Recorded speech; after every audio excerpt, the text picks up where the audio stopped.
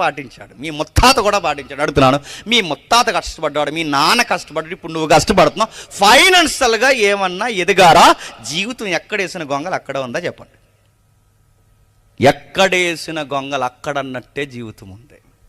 మీ తాత కష్టపడ్డాడు, మీ ముత్తాత కష్టపడ్డాడు, మీ అయ్యి కష్టపడ్డాడు, ఇప్పుడు నువ్వు కష్టపడుతున్నావు. ఎందుకు ఆర్థికంగా ఎదగట్లేదు?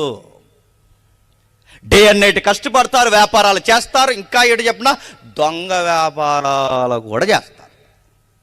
ఆడి దగ్గర అబద్ధం, ఈడి దగ్గర అబద్ధం, ఆడి దగ్గర 10, ఈడి దగ్గర 10, ఆడి దగ్గర 100 లాగేసి పోగేసి ఏదోలాగా బ్యాంకులో వేసి ఆ పాలసీ ఈ పాలసీ కట్టేస్తారు. అడుగుతున్నారు, ఎదిగిపోతారా?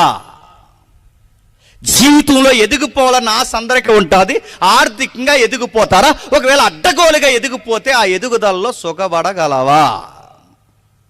ఆ రూపాయి నీకు వంట పడుతుందా? నీ కుటుంబానికి కలిసి వస్తుందా అని అడుగుతున్నాను. నువ్వు ఆ రూపాయిని అనుభవించి సుఖంగా భూమి మీద బతకగలవా?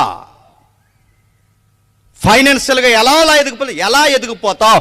అడ్డగోలుగా 100 మందిని తొక్కి ఎదిగిపోతారంటే నిన్ను తొక్కేవాడు పైన ఉన్నాడు, ఊరుకుంటాడా?